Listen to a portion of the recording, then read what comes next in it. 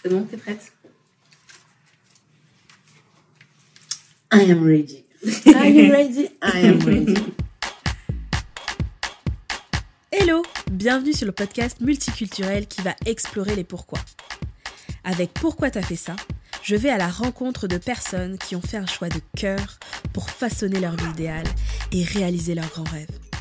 On croise de nombreuses personnes au quotidien. Et si on allait à leur rencontre pour comprendre ce qui les anime et peut-être créer l'étincelle qui nous portera à réaliser nos propres rêves? Moi, je suis prête. Et toi? Let's go! Bonjour Gisbert, Tata Guise. Oh, bonjour Majadou. Aujourd'hui, je reçois ma tante. Oui. Et pas parce que c'est ma tante, mais parce qu'elle a un parcours assez incroyable et qui m'a beaucoup inspirée pour devenir entrepreneur aujourd'hui. Et donc du coup, je voulais absolument que tu fasses partie des premiers épisodes. Wow. Et que tu nous racontes un peu ton histoire, une partie de ton histoire, parce qu'on s'est dit en off que toute l'histoire était bien trop longue. 6 podcasts. donc on va faire une partie, mais on pourra peut-être faire une partie 2. Hein. On pourra faire une partie 2 s'il manque des choses. S'il faut faire une saison 2, il n'y a pas de souci. Donc déjà, je vais te laisser te présenter pour les auditeurs. Alors bonjour, je m'appelle Landry Gisbert, aka Dragon's Lady, mon nom de scène, et je suis chorégraphe, directrice artistique et productrice musicale. Top. Est-ce que ma première question en fait, ce serait de savoir qu'est-ce qui t'a emmené dans le domaine artistique? C'est ton oncle, hein. C'est un truc de famille. Un truc de famille qui dansait à l'époque et moi je le voyais danser et j'étais fascinée par la danse hip-hop et donc il m'a appris petit à petit, il m'a emmené vers le rythme, la musique, le rythme, le corps, maîtriser, comprendre la musique, décortiquer la musique et au fur et à mesure ça montait, c'est devenu une passion. À partir de quel âge? 8 ans. 8 ans, d'accord, ok. À l'âge de 8 ans, j'ai connu le mouvement hip-hop et dont le jazz rock et voilà, et j'y suis encore. Et du coup tonton, Oui. c'est trop bizarre. Il performait dans ce domaine-là? Oui, il était plus spécialiste dans tout ce qui était jazz rock, c'est-à-dire claquette sans claquette, et en même temps tout ce qui était ce qu'on appelle le Smurf, Electric Boogie et tout ça. D'accord, voilà. Ok. Et du coup, ça a allumé la petite étincelle. Oui, parce que j'étais une petite fille, je pouvais pas aller avec lui. Alors il venait, il racontait un peu ce qui se passait à l'extérieur, il montrait les mouvements. Ok. Et voilà, et ça a été mon coach, quoi, en fait. Ouais. Et avant ça, avant tes 8 ans, est-ce que il y avait quelque chose quand même où est-ce que tu sentais au fond de toi ou qu'il y avait quelque chose qui t'appelait vers quelque chose de plus artistique ou t'avais une autre idée de métier comme on peut avoir quand on est enfant? Je voulais être médecin. Qu'est-ce que c'est original? Genre trop d'enfants veulent être médecins. Oui, voilà. Non, mais je voulais être médecin. J'ai un carnet encore. J'ai encore mon petit carnet où je commençais à étudier, on va dire, entre guillemets, sur le corps humain et tout ça. Un tout petit carnet où je mettais l'os humain et composé et tout ça. J'étais vraiment... il est chez mamie, je crois, en plus. et en fait, je voulais vraiment, parce que c'était toujours cette notion d'aider les gens, de partager aussi, de comprendre. Depuis toute petite, j'ai été submergée par ça. Donc au final, ton envie de devenir médecin, tu le relis à ce que tu fais aujourd'hui. Ah oui, tout à fait. C'est ça que je comprenais tout à fait. ce que tu dis. Oui. Donc en fait, t'as pas toute la panoplie du chirurgien, mais t'as d'autres outils. Voilà, c'est ça. Et le corps, je le connais assez bien. Pourquoi? Parce que à l'âge de 5 ans, j'étais gymnaste. Donc, la maîtrise du corps et tout ça, je l'ai depuis assez petite quand même. Donc, du coup, tu faisais de la gym avant. C'était un univers qui te plaisait? Genre, tu t'épanouissais dans... Ah oui, la gym, j'adorais. Oui. Et c'est quoi qui te plaisait dans la gym? La performance, le dépassement de soi et surtout le côté un peu militaire, c'est-à-dire que il y avait ce côté un peu où on devait être dans une constance et en même temps on avait la liberté parce que la performance c'est toujours aller plus loin et proposer et donc c'était un peu ça me plaisait beaucoup d'être un peu dans ce cadre-là. Ouais. D'accord. Et du coup, moi, après c'est peut-être juste comment une vision personnelle, mais je vois la gym comme quelque chose. Oh. Lumière éteinte. Lumière éteinte et je cherchais mon éventail parce que j'ai chaud. Okay.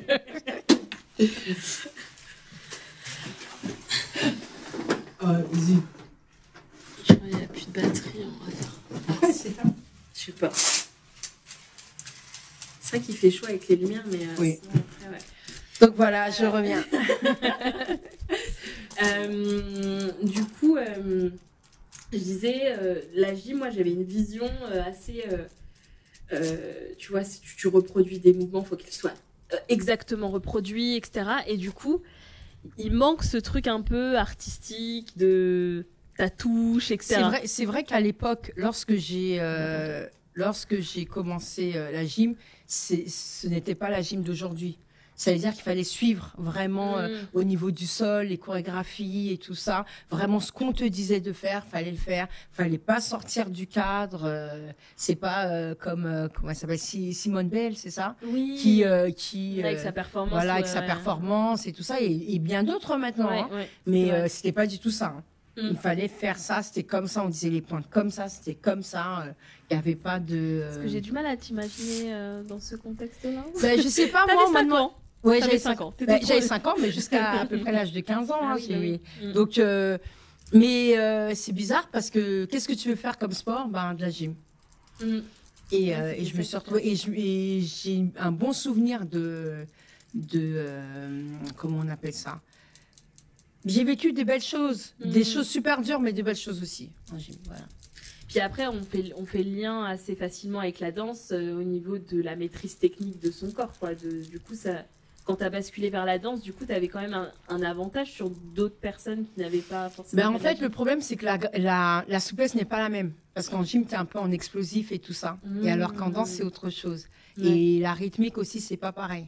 Mm. Donc après, il faut avoir une compréhension. Et c'est justement grâce à ton oncle qui me faisait une espèce de moi j'appelle ça du solfège, mais c'est pas du tout du solfège, mais je dis, il décortiquait les musiques et m'expliquait là où ton corps devait aller, comment tu devais maîtriser pour être toujours dans les temps et de voyager dans la musique en fait. D'accord, ok. Et donc après, bah, ton corps, il va avec. Voilà. Ok. Il suit le mouvement. Et du coup, comment, c'est à partir de 15 ans que tu as basculé vraiment vers la danse? Comment ça s'est passé, ce passage-là? En fait, on a déménagé, j'ai dû arrêter la gym. Bon, j'ai arrêté avant pour d'autres raisons. Mais, et donc, j'ai fait du handball entre-temps. Ok. Et après, on a déménagé. Donc, il n'y avait pas de club aussi performant. C'était pas pareil. Donc là, j'ai complètement basculé vers la danse hip-hop.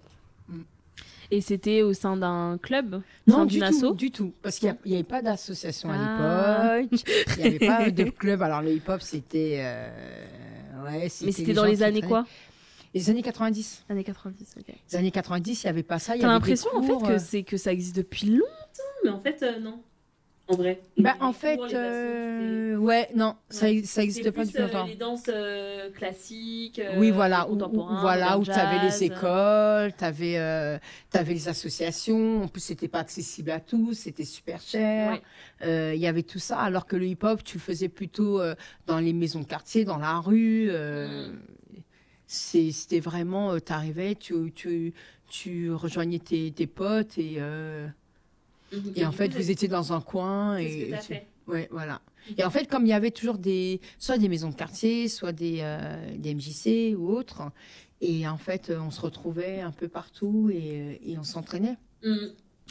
Et est-ce que, du coup, parce que là, quand tu as commencé, c'était de l'ordre de, comme on fait du sport à côté des études, etc. Oui. Est-ce que tu peux nous raconter quand tu as su que ça allait être ton métier ou quand tu t'es dit, bah, en fait, c'est pas juste un loisir, Est-ce que tu te rappelles de ce moment-là où tu t'es dit, ben, c'est beaucoup plus qu'un loisir, en fait? Bah, je crois que le métier, il est venu avant que j'ai la conscience. Parce que je donnais des cours. Je donnais des cours, mais gratuitement, à des jeunes filles et tout ça. On faisait des scènes et tout ça. Et en fait, pour moi, c'était quelque chose de normal de pouvoir partager et transmettre.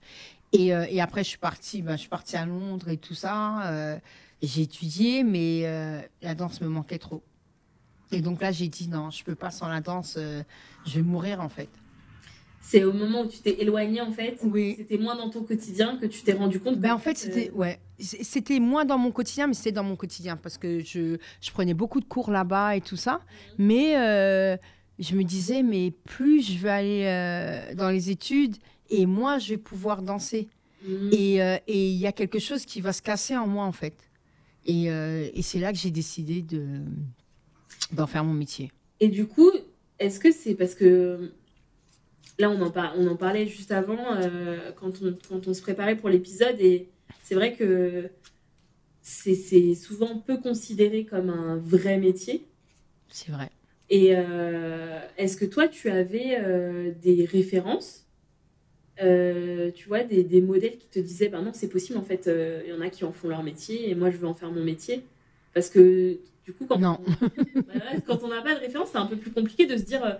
je vais vraiment en faire mon métier, en fait, parce que... En fait, le truc, c'est quand on fait des études, en fait, on fait des études pour avoir un métier. Donc, quand on lâche les études pour autre chose, on se dit, comment je vais vivre? Donc, c'est évident que c'est un métier, en fait. Parce que tu as la conscience quand même de la vie active, tu as la conscience de tout ça. Et comme je donnais déjà des cours, donc j'ai commencé à donner des cours et être payée. Okay. Et c'est comme ça que ça a commencé avant d'être vraiment danseuse professionnelle. En fait, je donnais déjà des cours, j'avais mes cachets, tout ça. Bon, après, quand je suis revenue, quand j'ai arrêté, je suis revenue, je vais chercher un travail. Et le premier travail que j'ai trouvé, c'est à Disney, à Disneyland. Donc, en tant qu'artiste de complément. Moi, je me rappelle, je disais à l'école, non mais en fait, ma tante, c'est Minnie. Ma tante, mais c'est vraiment Minnie. Elle disait, mais non, si, c'est Minnie, ma tante. Ouais, ouais. C'est une grande fierté. Ouais, voilà, c'est ça. Et eux, ils se disaient, non, c'était pas possible. Oui, mais si. Le truc, c'est que j'ai travaillé à Disney, mais en tant qu'artiste de complément. Donc, c'est ça qui était génial, parce qu'on avait une salle de danse à disposition et tout ça. C'était super intéressant. Donc, je suis rentrée directement dedans, et avec la conscience du salaire, de tout ça. Et à côté, je donnais des cours. D'accord, ok. En parallèle. Mais du coup, tu savais déjà, tu voulais être danseuse sur scène avec des artistes, tu voulais être... prof et dans une... C'est quoi le truc, le goal, en fait, à ce moment-là? Alors, tout ce qui était enseignement, c'était pour la transmission. C'est pour la transmission. J'ai jamais voulu être prof parce que ça m'a toujours fatigué ceux qui viennent et qui ne veulent pas travailler. Donc, j'ai pas cette patience-là. Et pour moi, enseigner, c'est pas l'usine. Ça veut dire que je ne vais pas donner des cours pour remplir mon réfrigérateur seulement. Il faut qu'il y ait quand même une transmission et que les élèves puissent ressortir avec quelque chose. Et sachant que moi, à la base, j'ai enseigné aussi le hip-hop. Donc, en enseignant le hip-hop, c'était déjà un peu diabolisé et tout ça. Donc, les valeurs du hip-hop, c'était très important pour moi de les transmettre. Comme elles m'ont été transmises, en fait. Ok. Voilà. Donc, c'était pas ça. Et après, danseuse, je savais pas danseuse, ce que je voulais être comme danseuse, mais je voulais pas être danseuse télé. Parce que comment on pourrait dire, les critères de l'époque, c'était la blague un peu fine, et moi j'étais assez fibreuse, et avec les cheveux longs, les postiches et tout ça. Et moi, tu te souviens, j'ai toujours eu les cheveux courts, colorés, et pas du tout ça, en fait. Ah ouais, et tu voulais pas te travestir pour être dans ce genre de... J'ai pas choisi ce métier pour rentrer dans des codes. J'ai choisi ce métier pour avoir la liberté de dire ce que j'ai envie de dire et de pouvoir m'exprimer comme j'ai envie de m'exprimer. Et rentrer dans des codes, un moment on s'y perd parce qu'on n'arrive plus à se regarder dans le miroir. Mm. Mm. Et du coup, donc là, je fais un petit récap. Oui. T'es partie à Londres, t'as arrêté tes études, t'es revenue, t'as donné des cours. Du coup, c'est comme ça que tu commençais à avoir tes premiers cachets et t'as eu un job à Disney. Oui. Donc là, t'as vraiment, c'est devenu ton métier à part entière. Oui, voilà. C'est avec ça que tu gagnais des sous. Ce dont je veux parler, c'est du coup cette transition, c'est-à-dire des études, tout comment ça a été pris par l'entourage. Alors, surtout ma mère, qui n'a jamais accepté, en fait. Elle n'a jamais accepté mon métier. Elle a peut-être accepté il y a 2 ou 3 ans. Mais elle n'a jamais accepté. Pour elle, ce n'est pas un métier. Pour elle, c'est une histoire de génération. C'est une histoire de génération et de vie. En fait, je pense qu'il y a même des jeunes qui se disent c'est pas un métier, en fait. Aujourd'hui, même en 2022, il y a des gens qui se disent qu'un métier, c'est avoir un patron. Mais par exemple, toi aussi, en tant qu'entrepreneur, il y a beaucoup de gens qui ont dû te dire, mais attends, avec les diplômes que tu as et tout ça, pourquoi tu t'es mise en tant qu'entrepreneur? Et donc là, c'est pareil. C'est-à-dire, mamie, souvent, elle disait, mais avec toutes les études que tu as faites, pourquoi te faire autant de mal avec ce métier? On n'a pas dit dans quoi tu faisais tes études? Moi, j'étais en sociologie. Ouais. Okay. Ça aussi, je pense que ça doit... Ah oui, ça m'aide grave. C'est pour ça que j'y fais des études. Il faut apprendre. Bah ouais. Je pense que dans les différents épisodes que j'ai pu enregistrer jusqu'à présent, à chaque fois, on a l'impression... et même les protagonistes eux-mêmes se disent, je suis passée d'un truc complètement différent, etc. Mais en fait, même si ça te paraît à l'opposé, en fait, ça vient composer ce que tu fais aujourd'hui, qui t'es aujourd'hui, etc. Ça. Et c'est super important. Et des fois, il y a des gens qui se désespèrent en disant non, mais là, je me suis mis dans cette voie-là, j'ai une passion secrète, mais j'arriverai jamais parce que j'ai pas. Et en fait, non. Parce qu'ils s'interdisent, en fait. Ils s'interdisent par rapport à ce qu'on. Nous sommes dans une société, et surtout en France. En France, en fait, le problème, c'est que tu fais ce métier-là, tu ne peux pas faire autre chose. Par exemple, je me suis présentée et j'ai donné plusieurs titres. C'est genre, tu fais trop de choses, mais c'est abusé, tu t'éparpilles, alors que c'est ce qui me nourrit. Et ça me nourrit autant, on va dire, spirituellement, psychologiquement, et aussi mes poches, en fait, ce qui me permet de payer mon loyer et tout ça. Donc, je pense qu'il faut pas se mettre des barrières, mais par contre, il faut avoir la conscience que parfois peut-être on s'éparpille et resserrer un peu pour se dire ça je le laisse de côté, après je le ferai et là je continue ça, quand j'aurai bien posé les pierres je reviendrai.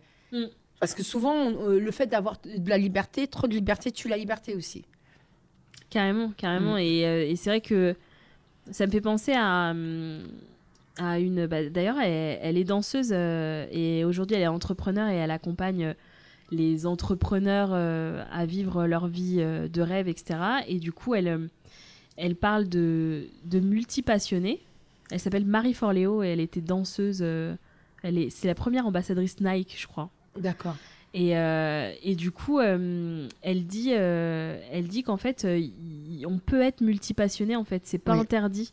Ouais. On peut avoir plusieurs passions, mais là, ce qu'elle apprend justement aux gens multipassionnés qui se sentent comme ça, un peu aller à droite à gauche, et je me retrouve beaucoup dedans, c'est que un moment, il faut que tu te fixes un objectif. Mais c'est pas parce que tu t'es fixé cet objectif-là que toutes les autres choses tu mets à la poubelle. Non, tu mets juste de côté. Et à un moment donné, tu vas les remettre sur le devant de la scène parce que tu auras accompli déjà un truc et tu passeras une étape. Et parfois, ce sont des outils.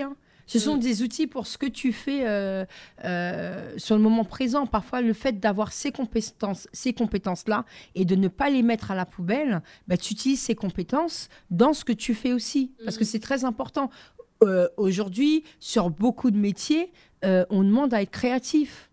On demande à être créatif, avoir une certaine imagination, parce que en fait, ça devient une denrée rare. Et ça se travaille. Et ça se travaille. Et donc, beaucoup de personnes ne savent pas ce que c'est que créer, ou ne serait-ce qu'imaginer. ne serait-ce que faire de la projection. Ils ne savent pas. Et on ne s'en rend pas compte parce que comme on est dans notre monde et tout ça, on est avec beaucoup de personnes qui ont beaucoup à proposer. Et tout d'un coup, quand tu t'arrêtes, tu te rends compte que non, il y a quand même une pénurie d'imaginatif, c'est ça ? D'imagination, voilà. Ouais. Et de créatifs. De créatif, ouais. Voilà. De gens qui peuvent avoir une imagination débordante et d'être aussi créatifs. Même chez les jeunes, on le trouve de moins en moins.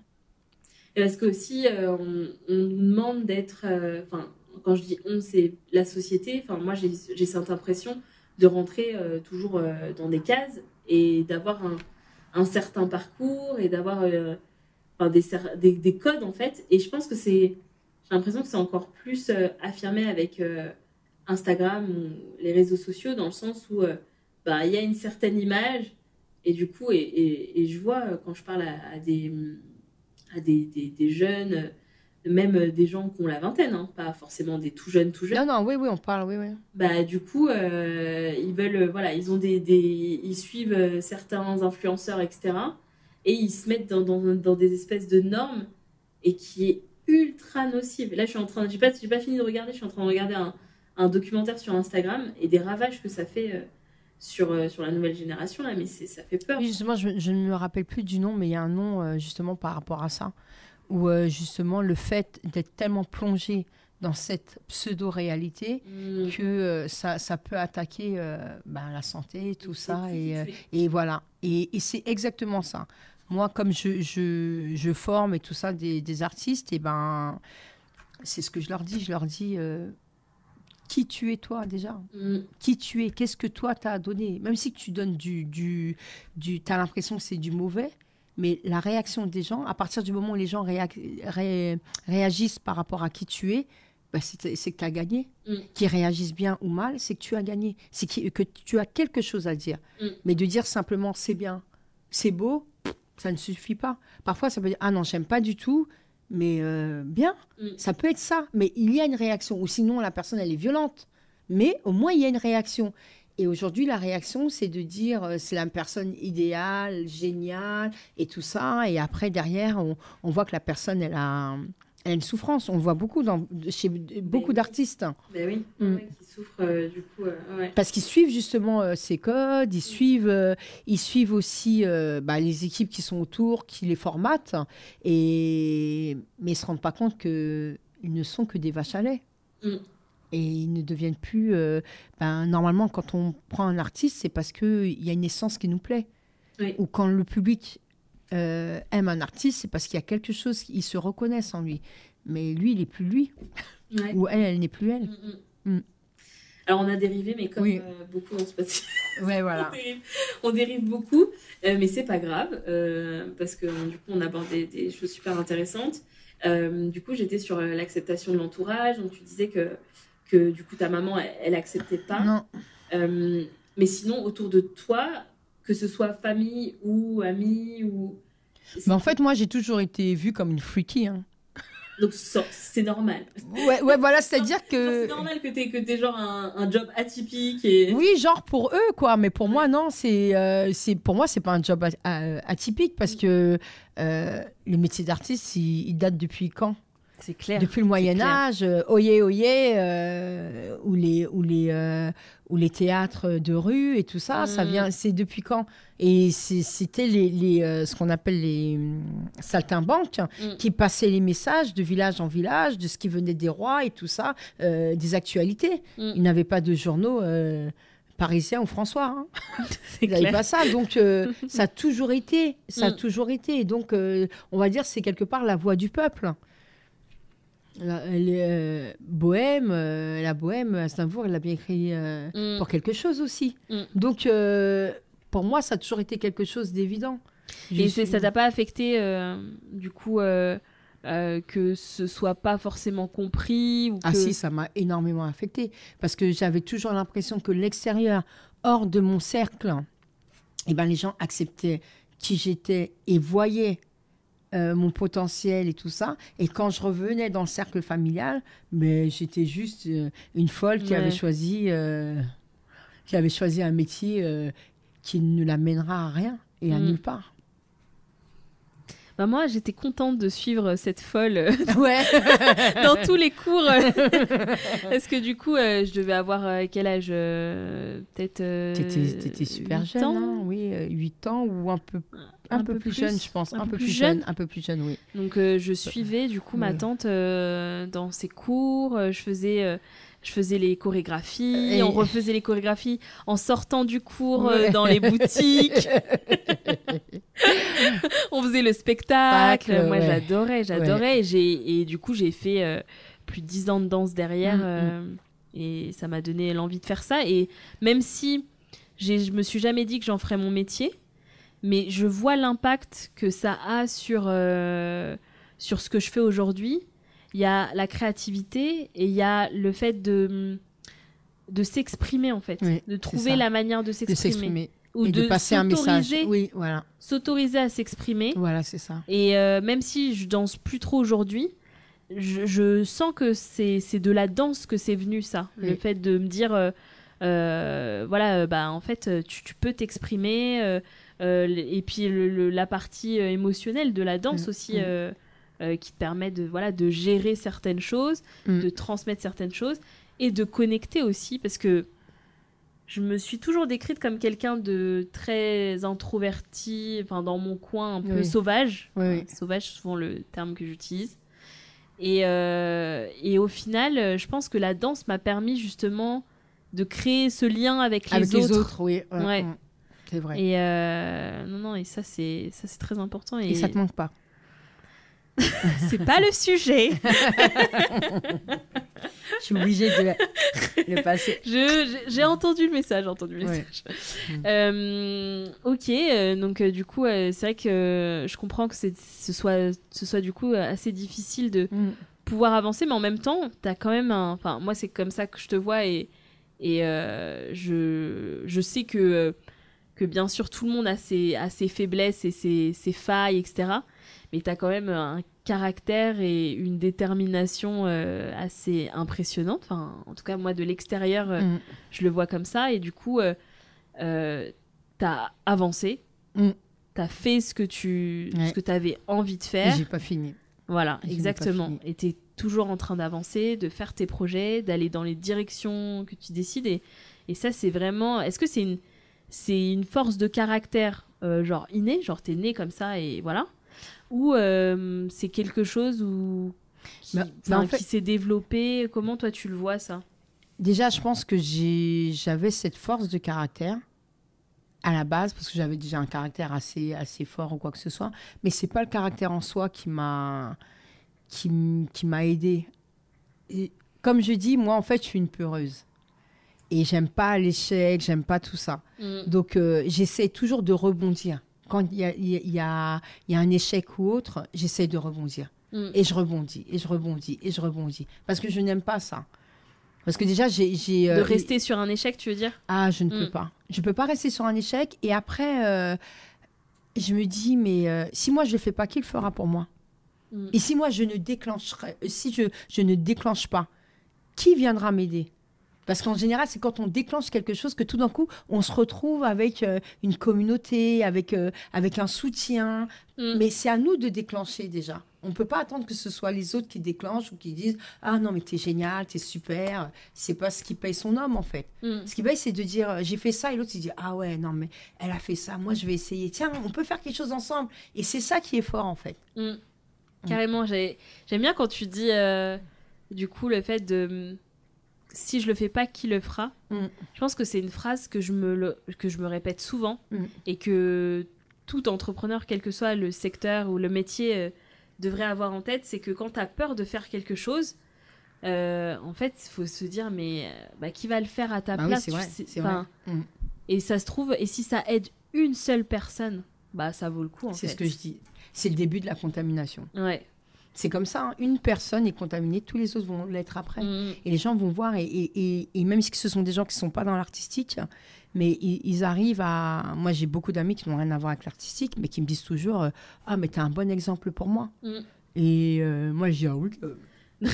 Mais en fait, oui. Mais comme moi, pour moi, il y a des gens qui sont de très bons exemples, alors qu'ils ne sont pas du tout dans l'artistique. Ils m'inspirent pour mon artistique, mais ils ne sont pas de l'artistique. Ouais. Ok. Et, j'ai une autre question sur par rapport à l'environnement et du coup aux différents projets que tu as pu mener. Comment tu t'es sentie, parce que du coup tu as principalement entrepris en France, développé ta carrière en France. Comment tu t'es sentie avec tous les projets que tu as pu mener, les étapes? Est-ce que c'était très très compliqué, c'est une bataille? Est-ce que il y a des hauts, il y a des bas, mais en règle générale, tu arrives quand même à faire ce que tu veux faire? C'était pour un peu parler un peu du milieu artistique en France. Ben, en fait, déjà, je suis une femme noire. Déjà, ça, en France. Ouais. Où j'ai pas le physique d'une danseuse de classique. J'ai du mal à aller vers les gens pour les obliger à travailler avec moi. Pour moi, les gens qui doivent travailler avec moi, c'est parce que c'est comme un coup de cœur ou autre. Donc, je suis pas du genre à aller manger dans tous les râteliers. Ça ne m'intéresse pas. J'aime la création, j'aime le début de la création et tout ça. Donc, c'est très difficile. C'est très difficile parce que, en fait,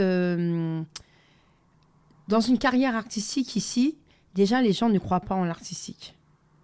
Ils croient au buzz, mais ne croient pas en l'artistique.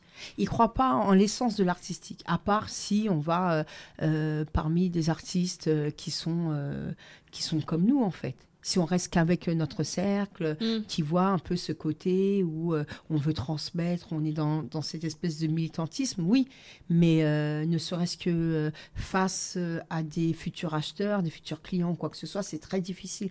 Il faut toujours batailler, il faut toujours, ne serait-ce que pour se faire payer, ne serait-ce que pour justifier son salaire. Moi, j'ai un background assez... Voilà. Et j'ai toutes les preuves, j'ai mes références, j'ai tout.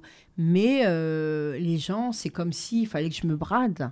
Alors qu'ils ne comprennent pas qu'à partir du moment où je suis en rendez-vous avec eux, ça y est, le processus, il est déjà parti. Quand on parlait de la créativité, l'imaginaire et tout ça. Et nous, en fait, on est plus emballés par le projet que, on ne dirait pas la rémunération, mais voilà. Et donc, surtout quand... on est un vrai saltimbanque. Parce qu'il y a des artistes, eux, c'est l'argent d'abord et après je crée. C'est chacun son choix, en fait. Mais en France, en fait, l'artistique, ils en ont besoin. Parce que, je ne sais pas si tu te souviens, lorsqu'il y avait eu les gros attentats et tout ça, les gens avaient peur de sortir. Il y avait on était vraiment en crise à ce moment-là. C'était très dur. Et ce qui a fait que la vie a commencé à reprendre, les gens allaient au théâtre. Alors qu'avant, le cinéma français, le théâtre et tout, c'était compliqué. Et là, ils ont commencé à aller au théâtre, les théâtres parisiens, les petits théâtres, le cinéma, aller voir ceci, aller voir cela. Et là, mais non, on peut pas s'enfermer. Il faut qu'on sorte. Et pour sortir, il faut qu'on aille voir ceci, qu'on aille manger. Et donc, là, c'est quoi? C'est l'artistique qui a sauvé quelque part l'âme de la France. C'est là qu'on voit la place ultra importante et la place qu'elle a depuis toujours, en fait, l'artistique Joséphine et la culture. Baker, pendant la guerre. Oui. C'est ultra important. Voilà. C'est toute cette époque-là de la guerre, quoi que ce soit, où les Édith Piaf, ou je parlais d'Aznavour, tout ce petit groupe-là, entre les acteurs, les chanteurs et tout ça, qui se retrouvaient, ils allaient chercher leurs petites pièces, chanter à Montmartre, et ils revenaient, et ils échangeaient et tout ça. Le divertissement, c'est pas quelque chose dont on peut se passer dans une société, en fait. Non. Tu peux pas faire sans divertissement. Les gens, ils vont pas juste aller au travail. Non, ils vont mourir. Ouais. Non, c'est clair. Et je pense que avec ce qui s'est passé avec Covid, confinement, etc. Ah oui, c'est pareil. Il y a eu de plus en plus de... En fait, les gens ont commencé à vraiment consommer de l'artistique en plus. Bon, il y a du tout et n'importe quoi, mais ils ont commencé à vraiment voir que les grands artistes qu'ils adulent, ils étaient en survêtement, pas maquillés, devant la caméra, en train de faire des lives. Et que c'était des monsieur et madame tout le monde. Au moins, ça aussi, ça a été vu. Et eux, ils ont pu se montrer comme ils étaient. Donc, certains ont pu parler de certaines choses et c'était super intéressant. Super dur, mais très intéressant aussi. Et même sur l'industrie. Oui. Révéler des choses sur l'industrie, sur comment ça fonctionnait, Oui. puis sur le fait, sur la difficulté de cette industrie aussi. Je pense que les gens se sont encore plus rendus compte. Et je pense qu'on s'est aussi rendu compte quand on était privé du divertissement, que c'était compliqué, même si on avait Internet. Prison, ouais, parce que c'est pas que Internet. Donc du coup, il faut qu'on puisse se voir, il faut qu'on puisse être proche des artistes, etc. C'est ultra important. Et je pense que ces dernières années, là, je pense qu'il y a eu quand même une prise de conscience. Il y a une prise de conscience, surtout ici, chez nous, en France.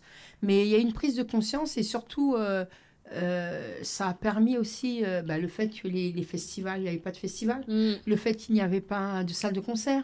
Les gens ont senti ce manque, donc ils militaient aussi pour les artistes. Donc tout d'un coup, ils se sont rangés, parce que d'habitude, on dit, oui, vous faites quoi comme métier? Je suis artiste. Et la personne, elle regarde, genre, on a juste dit, je suis artiste, c'est genre, non, mais elle se la pète parce qu'elle est artiste. Non, mais non, alors que non.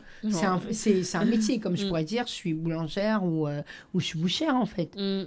Ah, vous êtes la bouchère qui fait de la bonne viande là-bas? Ah oui, elle est très connue. Ça peut être pareil. Hein. Exactement. Mais non, il faut que tout d'un coup, ça soit un truc où... Non, on suit... Moi, personnellement, je suis une bouchère. Je dis tout le temps, moi, je suis une bonne boulangère. En tout cas, j'essaie de l'être. Donc, du coup, environnement compliqué. Et du coup, difficulté de mener à bien tes projets, même si ça t'a pas stoppé du tout, loin de là. Ah non, ça m'a pas stoppé. Après, les rencontres, la valorisation aussi de l'autre, le fait que certaines personnes valorisent ton travail, où on parle, et tout d'un coup, ça t'ouvre certaines portes que tu n'aurais pas imaginées, en fait. Est-ce que tu peux parler de certains projets qui ont marqué ta carrière pour que les auditeurs puissent un peu voir...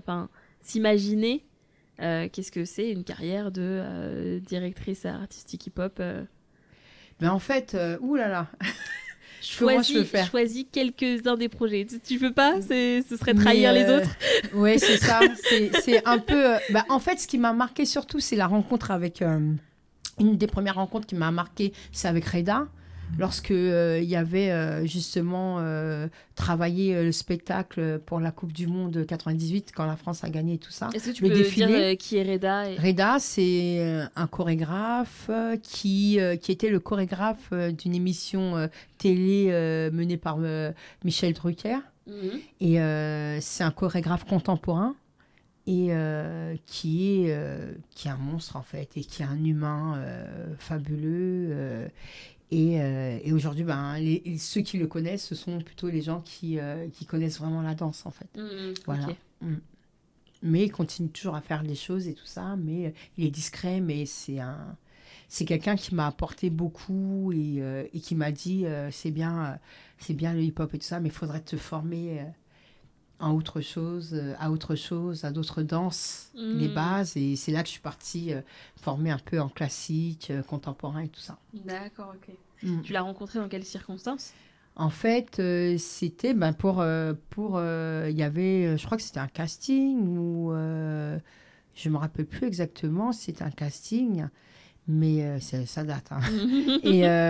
Et en fait, je me suis retrouvée à travailler avec lui du moins, en tant que danseuse. Hein. D'accord. Avec lui sur le défilé Coupe du Monde 98. Et d'ailleurs, il n'y a jamais eu de défilé comme ça. Hein. Il n'y a jamais eu de... C'était... si vous cherchez dans les archives, vous allez trouver, c'était...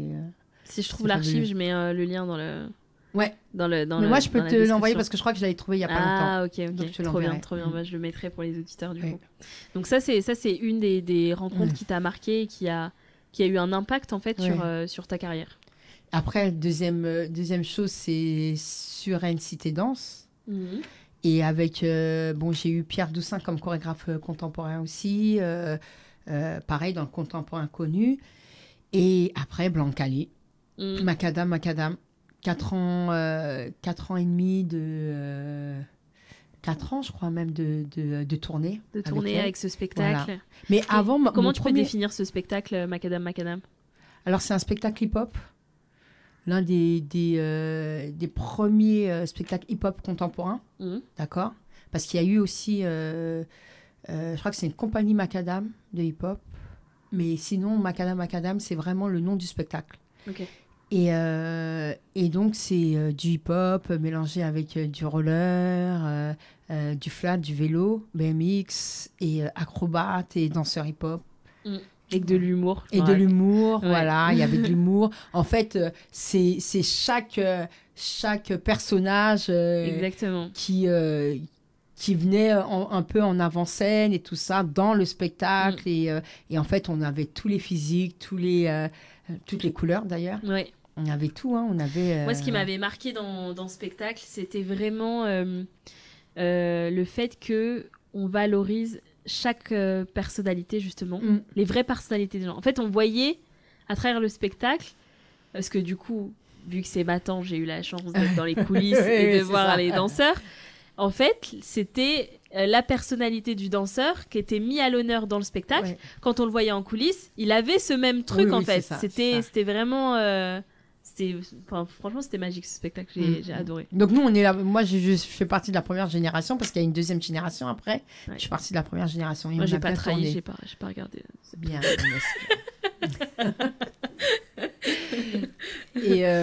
Et donc, voilà. Après, je saute plus loin. Je suis partie vivre en Espagne.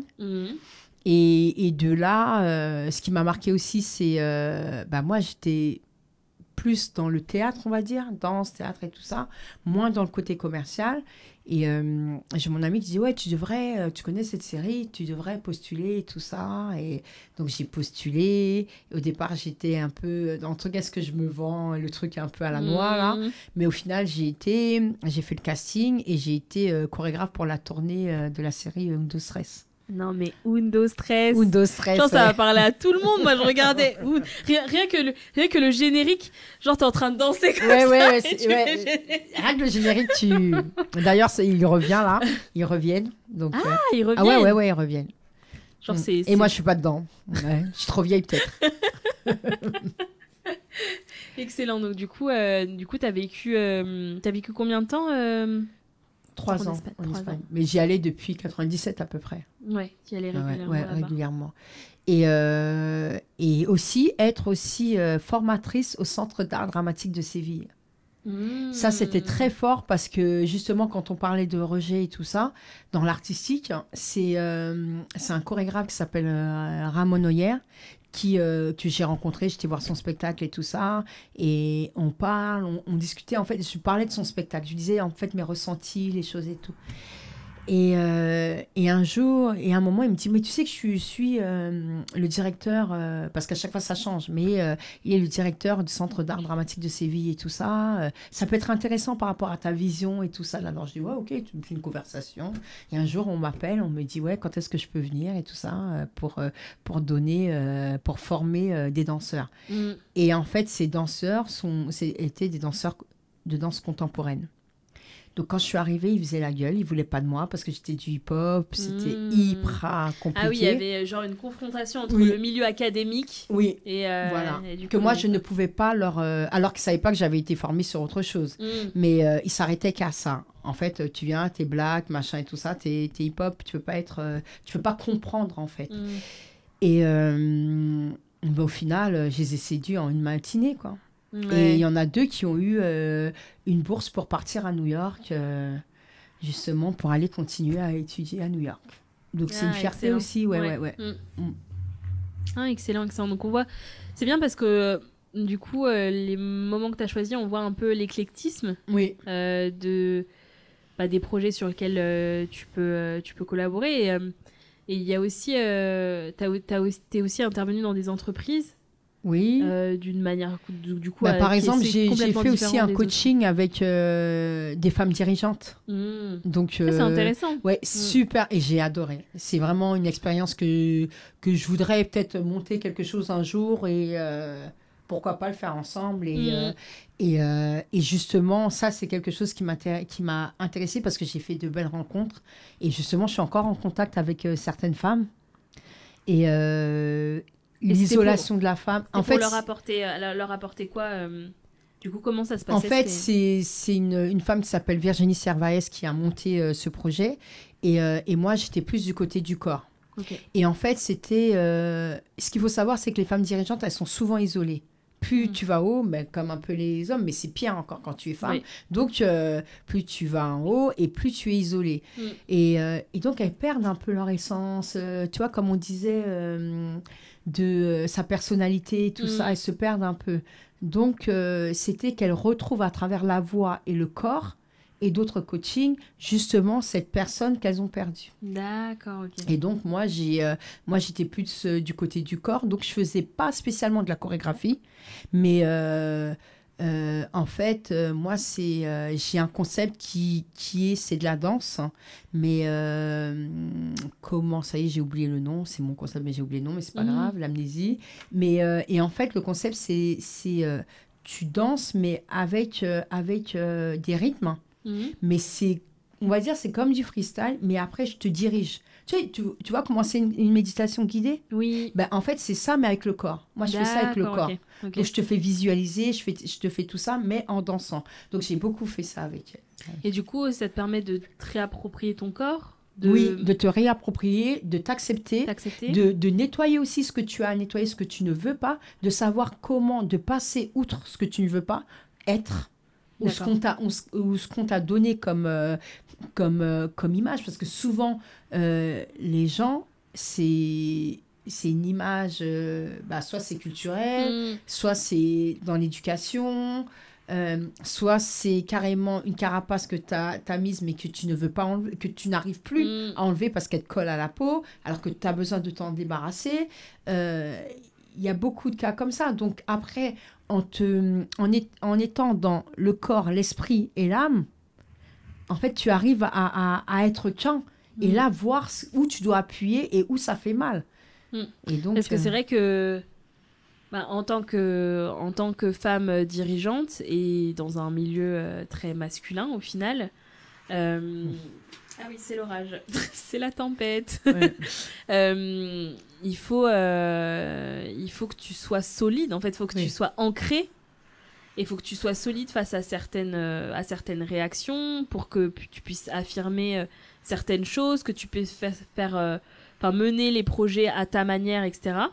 Et c'est vrai que si tu te sens désaligné, c'est compliqué. Oui, et surtout, si tu regardes bien dans cette société, la société occidentale, la femme, quand elle est dirigeante, il faut qu'elle ait plus ce côté, le côté masculin qui sort que la féminité. Si elle est trop féminine, ça y est, elle est arrivée jusqu'ici parce qu'elle a couché, en fait, ou parce qu'elle est sexy, c'est pour ça qu'on l'a prise.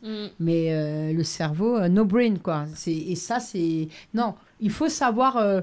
moi, je pense que c'est surtout se positionner. Et pour que tu puisses te positionner, c'est déjà te positionner dans ton enveloppe, dans ton corps. Ouais. Et ton corps est de savoir quelle position tu vas mettre au niveau de tes mains, comment tu vas t'exprimer, parce que parfois, tu peux avoir des émotions que tu ne contrôles pas, mais en fait, ton paravent, c'est ton corps. C'est ta position de corps. Et quand tu sais comment contrôler ça, tes attaques, c'est quand tu arrives chez toi, tu fais « Ah !» ou tu vomis. Ouais. Mais au moins, devant... les gens, ils ne peuvent pas t'atteindre et ils n'auront pas accès pour te changer. D'accord, ok. Voilà. Super, ok. Très bien. Je pense qu'on a vu pas mal d'exemples de ce que tu as pu faire qui représente un faible pourcentage, mais voilà, comme on l'a dit au début, on n'a pas le temps de tout voir. Non, on n'est pas là pour le CV. Mais du coup, j'avais la question centrale du podcast, qui est pourquoi tu as fait ça. Est-ce que tu pourrais nous exprimer ton véritable pourquoi? C'est-à-dire vraiment la chose qui te tient et te tiendra quoi qu'il arrive. Ce que tu veux faire, comment tu veux impacter le monde en fait. Ben, en fait, comme j'ai vécu des choses, autant, on va dire, ah ouais, mais autant le racisme. Moi, à la gym, c'est pour ça que j'ai dû arrêter. Très jeune et tout ça. Mais après, surtout, on est en fait, comment dire, nous sommes antillaises, mais en même temps, c'est comme si c'était une espèce de double culture, si tu regardes bien. Si on va trop d'un côté antillais, on se perd. Si trop français, on dit qu'on est des petits blancs. Et tout le monde dit, ouais, mais vous êtes français. Mais ils ne comprennent pas que traditionnellement et par rapport à notre histoire, il y a beaucoup de choses qui nous impactent, que ce soit dans l'éducation ou dans notre mindset, en fait. Et le souci, c'est que moi, j'avais tout ça. Donc, j'ai moins, mais des complexes, énormément de complexes. Alors là, de ma couleur et tout ça, de qui je suis, jamais. Parce que j'ai pris des livres. J'ai appris mon histoire, j'ai pris des livres, j'ai vu mon histoire et je me suis située, et ça, jamais. Mais en tant que femme, le rapport avec les autres, le fait, la différence, en fait. Pas la différence par rapport à la couleur, mais la différence par rapport à la personnalité, tout ça. Donc, je me dis, moi, oh là là, j'ai dû colmater des trous parce que sinon, je tombais vraiment profond. Là, à travers ce que je fais, je vais déjà colmater le trou de certaines personnes, en fait. Et à travers ce que je fais, c'est leur dire, mais tu as le droit de penser ça, tu as le droit de faire ça. Mais attention, qu'est-ce que tu choisis? Quel camp tu choisis? Soit tu te vends et un jour tu te perds, ou soit tu te positionnes et là, tu fonces, en fait. Tu fonces et tu sais qui tu es. Et c'est s'imposer quelque part. S'imposer, c'est pas seulement avec les paroles. Tu vois, s'imposer, c'est ton hygiène de vie, tes pensées. On fait tous des erreurs. On peut faire du mal aux gens sans s'en apercevoir ou volontairement. De toute façon, s'il n'y a pas... Pour connaître le bien, il faut connaître le mal et vice-versa. Mais ce qui se passe, c'est que c'est aussi moi... j'ai l'impression que ma mission... Et à chaque fois, je dis, j'arrête, les gens, ils me saoulent et tout ça. Mais ma mission, c'est d'aider les gens à traverser la rue quelque part. Mais que ce soit mais c'est à travers mon art. Mais que ce soit des gens qui ne soient pas dans l'artistique ou dans l'artistique, mais j'ai des histoires, mais j'en ai 100 000, où je me dis, oh, mais pourquoi je me retrouve face à cette personne? Mais en fait, je sais que c'est parce qu'il faut que je sois là, à ce moment-là, peut-être pendant 1 mois, 2 mois, 6 mois, 10 ans, 15 ans, 20 ans, 25 ans, comme la personne aussi. Mais c'est en fait... à chaque fois, je tombe sur des cas de personnes qui en ont besoin à ce moment-là. Et à chaque fois, tu les aides à travers ton art. Voilà. Et moi, ça me nourrit. Parce que je me vois à travers les autres. Et j'apprends. C'est comme un livre, en fait. J'apprends et parfois, je me dis, non, il faudrait que tu enlèves ça quand même de toi. Ça me fait vraiment un travail sur moi. Oui. Et à travers mon art, effectivement. Ok, très bien. C'est clair, c'est clair. Alors, on arrive à la fin du podcast. On a vu des éléments sur ton parcours, des éléments sur l'acceptation des autres par rapport à ton métier, sur les différentes formes de ton métier, sur l'impact que tu pouvais avoir sur les gens, et au final sur toi-même, comme tu disais, du coup. Parce que c'est un peu effet miroir et en fait, c'est quand tu donnes, tu reçois, c'est un peu ce principe. Exactement ça. Quand tu donnes, tu le reçois. Est-ce qu'il y a quelque chose que tu voudrais... Parce que pour rappeler, ce podcast, il est fait pour peut-être faire des déclics à des personnes qui peut-être sont dans l'univers artistique, qui n'osent pas forcément s'assumer et aller dans cette direction-là, qui peut-être se pensent pas créatifs et qui le sont. Et inhibent cette partie-là, alors que ça serait... de toute façon, les entrepreneurs, parce qu'il y a beaucoup d'entrepreneurs qui vont écouter ce podcast, ça fait partie de notre quotidien, la créativité, quel que soit le secteur où on est. Est-ce que tu voudrais partager quelque chose, un message ou une anecdote, ou est-ce que tu as quelque chose à ajouter par rapport à ça Par rapport au fait que les gens veulent faire des choses et... Ouais, n'osent pas. Et peut-être, il y a certaines... de par ton histoire, il y a peut-être certains mots, certaines images qui pourraient peut-être pousser les gens à oser, en fait, au final. À oser... Ben en fait, bon, moi, des anecdotes, j'en ai beaucoup, mais surtout, ce que je dirais, c'est... mais qui es-tu, en fait? Parce que souvent, on laisse les gens nous demander qui on est, mais on ne se le demande pas à soi-même. On ne se demande pas qui on est, ce qu'on veut, ce qu'on aime. On se dit, j'aime les fraises, j'aime le chocolat, j'aime la viande, ou oh, j'aime pas ci, j'aime pas ça. Mais au fond de toi, qui tu es, toi? Qui tu veux être? Qu'est-ce que tu veux être? Parce que c'est bien, parce qu'on est dans une société aujourd'hui où on dit, je veux être, et on croit qu'on va claquer des doigts et ça va venir. Alors que je veux être, c'est déjà, quand c'est vraiment profond, ben on commence déjà à être cette personne. C'est-à-dire qu'à partir du moment où c'est le je veux et qu'on sent que ça vibre à l'intérieur, ben, ça commence déjà à s'ouvrir.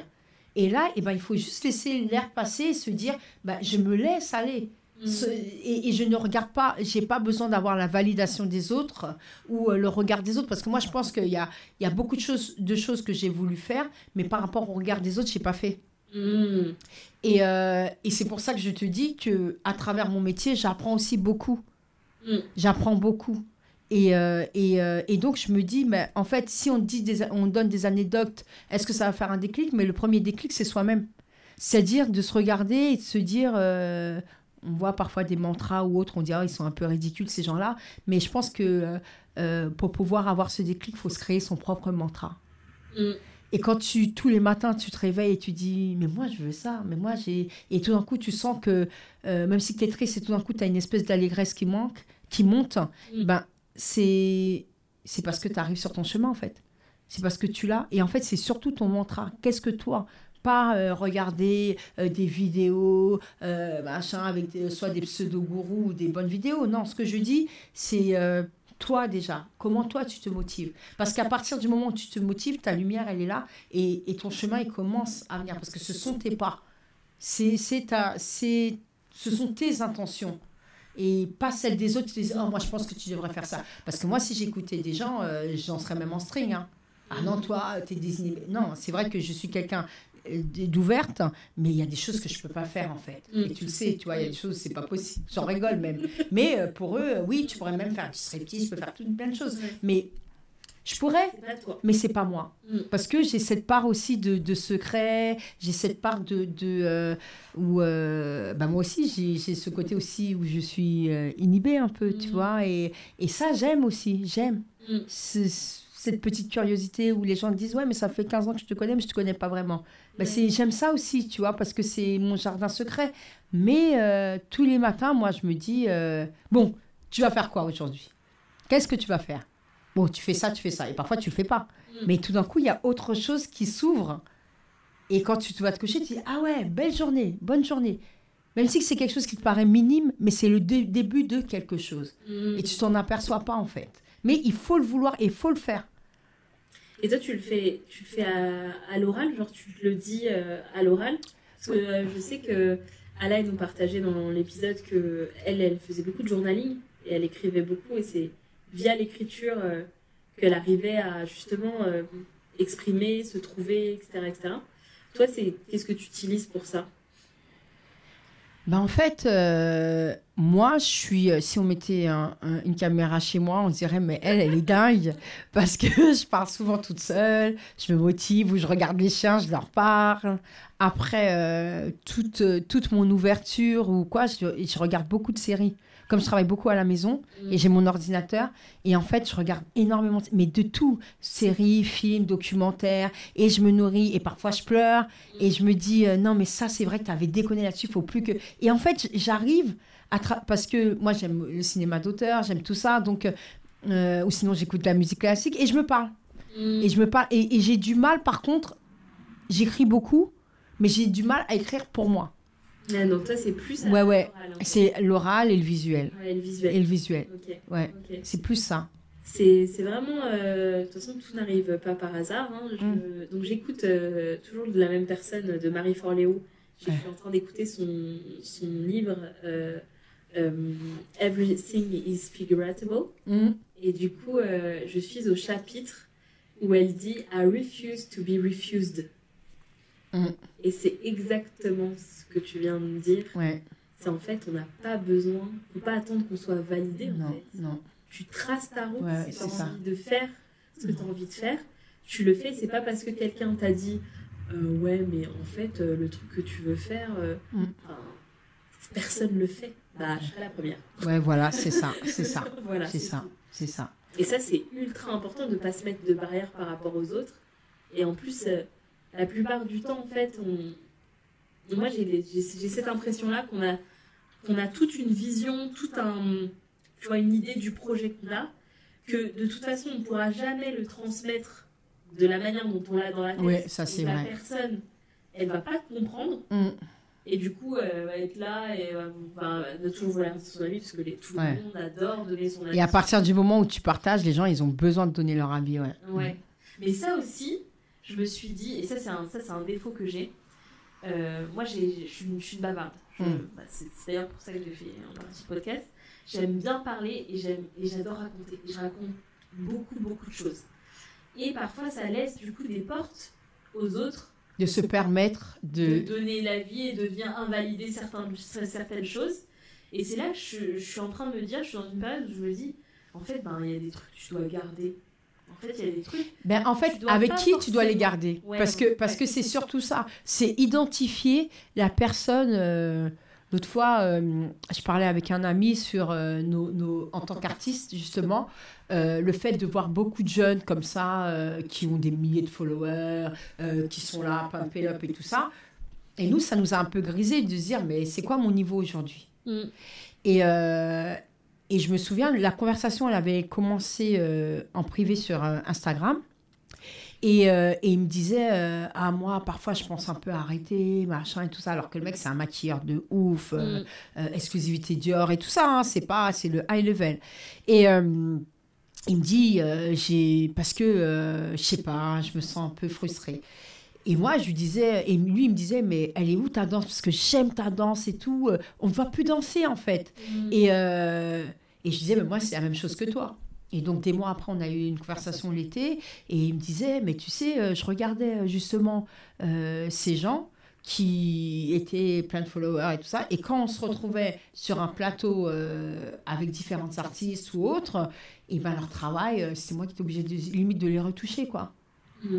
Et en fait, comme tu disais, parce qu'à partir du moment où tu vas dans un certain chemin, limite, t'es has-been, entre guillemets. Surtout chez nous. Et le truc, c'est que tu dis, ça y est, je suis has-been, c'est bon, il faut que j'arrête. Mais on a une expertise, on a quelque chose. Et la première expertise, c'est de nous-mêmes. On sait ce qu'on peut faire, on connaît nos compétences et tout ça. Donc, c'est à nous aussi de se dire, cette personne-là, elle n'aura pas cette lecture. Donc, vaut mieux pas que je lui dise. Et lui, j'étais même, parce que c'est quelqu'un d'un peu introverti et tout ça, et le fait qu'on en parle en marchant et tout ça, on était à Madrid, on parlait et tout ça. Et moi, ça m'a confortée, on s'est regardés, on était super contents, quoi, de pouvoir s'entendre le dire. Parce que si je l'avais dit à quelqu'un d'autre, mais non, mais toi, t'es un monstre, Guise, mais toi, tu déchires, toi, Non, je suis un petit point du satellite, je suis un petit point qui ressemble à rien. C'est simplement moi ce que je ressens quand je dois le faire. Tu vois ce que je veux dire? Et c'est vrai que souvent, dans les métiers qu'on fait, parce que toi, ce que tu fais, moi, je l'associe au créatif, à l'artistique, entre guillemets, parce que parfois, sans toi, l'artistique n'existe pas, tu vois, par rapport à ce que tu fais. Les gens, ils ont tendance à, parce qu'on a besoin d'exprimer qui on est ou ce qu'on fait, ils ont tendance à vouloir carrément se mettre en immersion chez nous, dans notre jardin, tu vois ce que je veux dire? Et à partir du moment où ils voient que tu ne suis plus, parfois, ils sont plus autour de toi. Parce que comme ils ont l'impression que tu les as mis de côté, alors que non. Là, il n'y avait pas lieu de s'exprimer par rapport à ça. Ouais, non, c'est important de faire attention, en fait. De faire attention à qui... Le cercle, et tout ça, ouais. Ce qu'on dit pas, ouais. Et surtout, dans l'artistique, tu as toujours une famille, hein. Mais la famille, elle te trahit en 2 secondes. Hein. Et ça, je l'ai vécu encore. Hein. Et je pense que je vais pas arrêter de le vivre. Et soi-disant une famille, on est une famille, les artistes, c'est pas vrai. Ce n'est pas vrai. Moi, en fait, je dirais ma famille, à part ma famille de sang, parfois, c'est même pas des artistes, ou ce sont des artistes qui sont à un niveau où les gens ils disent qu'ils peuvent pas être touchés, mais qui sont tellement plus terre à terre que les petits artistes comme nous. Tu vois ce que je veux dire? Ils sont plus dans un truc où on vit, il faut vivre. Il faut vivre, il faut se nourrir, il faut faire. Mais ouais, vas-y, j'arrive avec ce truc que je vais écraser l'autre. Ouais. Surtout écraser l'autre. Ouais, ce truc un peu de compétition, etc. Mais pas avoir de la compétition saine. Mais de la compétition où tout d'un coup tu veux montrer que l'autre est plus nul que toi ou quoi que ce soit, moi ça m'intéresse pas, j'ai du mal avec ça. C'est pour ça que souvent on parle de la concurrence. Ouais. Ah, mais lui il m'a copié ou il m'a fait ça, il m'a fait ci. Mais en fait, il n'y a pas de concurrence en vrai. Non. Même si on a l'impression de faire la même chose, d'être sur le même segment, du fait que chaque être est unique, bah du coup, tu es sur le chemin. On est bien d'accord, mais tu t'inspires de toute façon. Ah oui. Tu t'es inspiré de qui pour marcher? Tu avais tes parents qui marchaient. Tu t'es inspiré qui pour manger, prendre la cuillère parce que tu regardais ton père, ta mère? C'est comme ça en fait. Et on est toujours dans une inspiration. Comme je dis, on n'a pas la science infuse. Hein.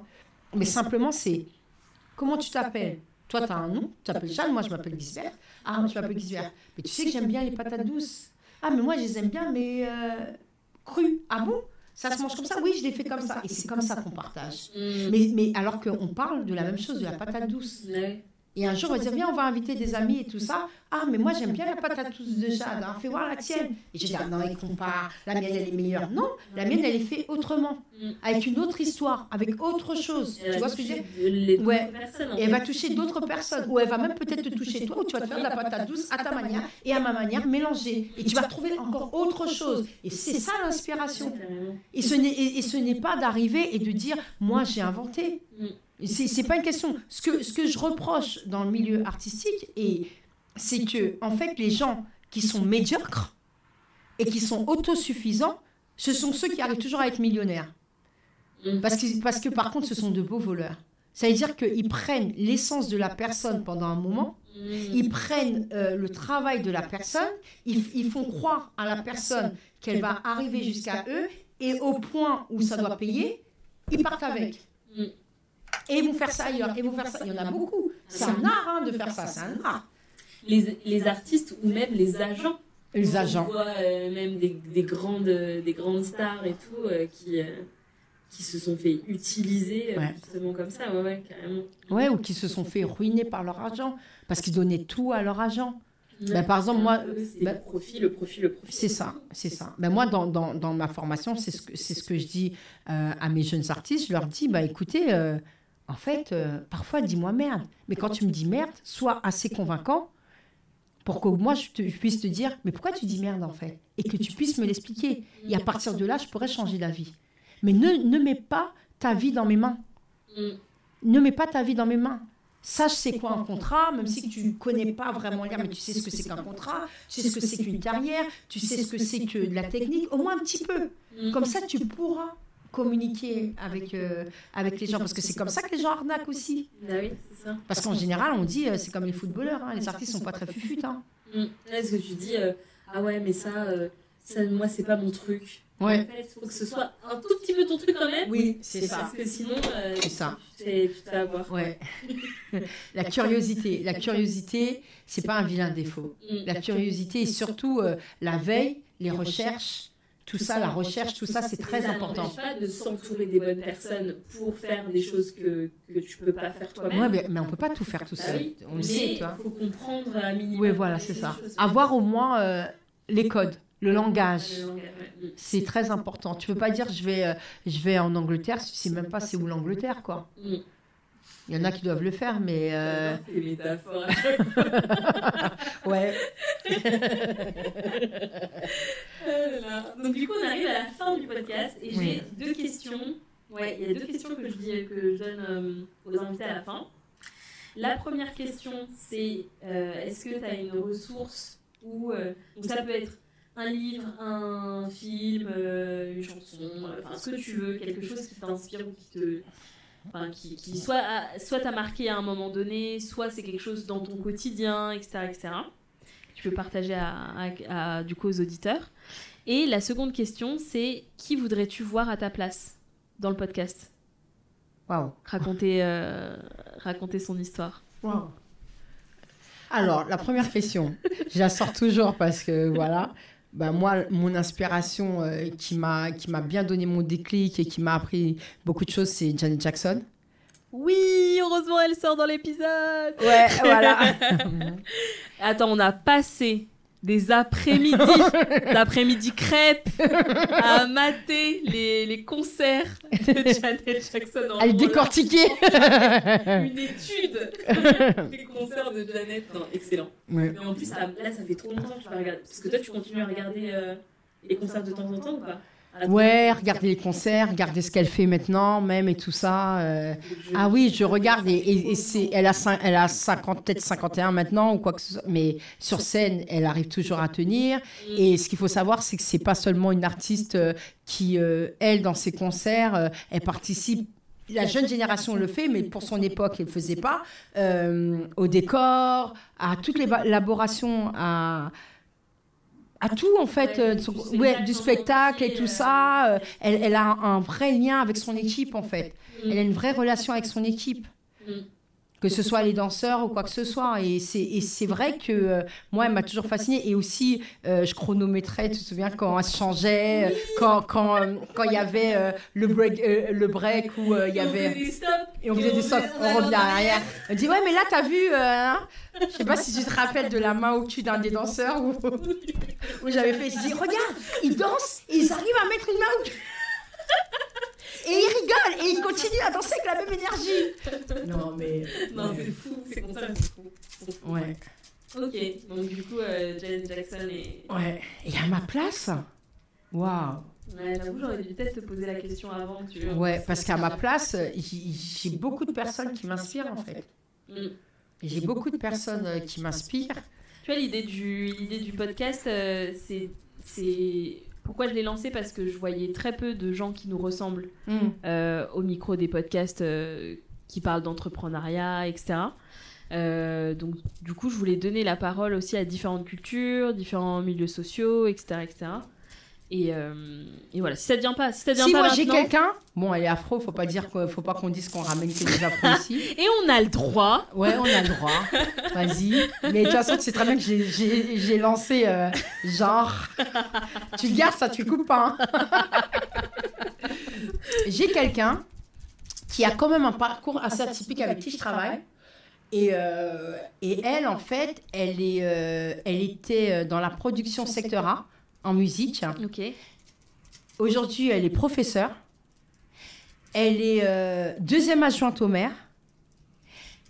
Elle est vice-présidente à la région, dans l'éducation. D'accord ? Et elle continue à produire avec moi. Donc, c'est un parcours... Waouh. Donc, elle a... Voilà. Et elle a un parcours vraiment, vraiment atypique et qui, je trouve, qui est très valorisant.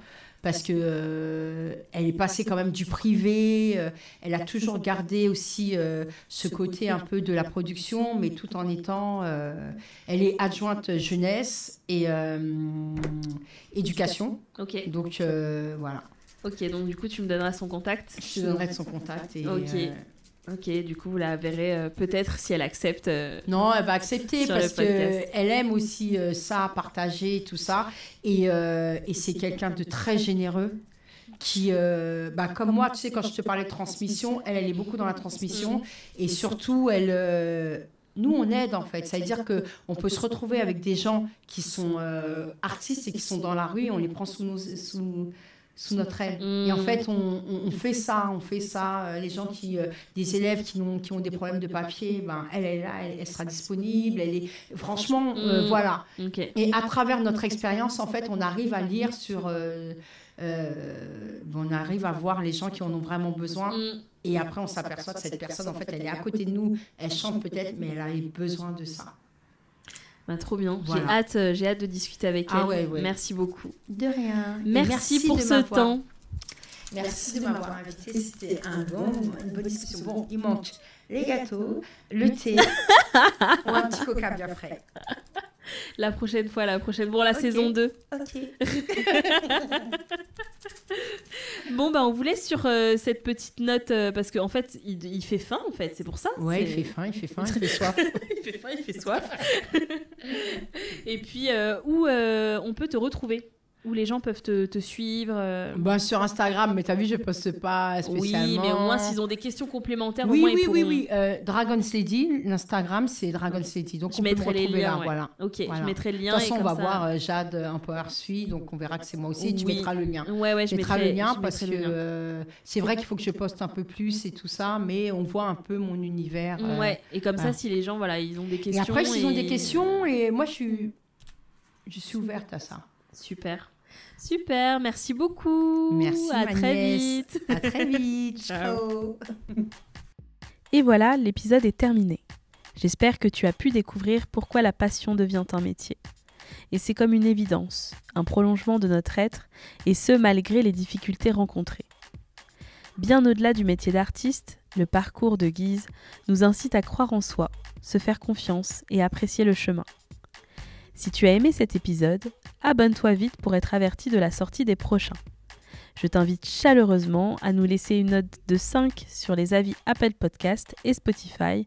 Tu nous aideras à faire connaître le podcast et peut-être, qui sait, à changer la vie, ne serait-ce que d'une personne. À bientôt!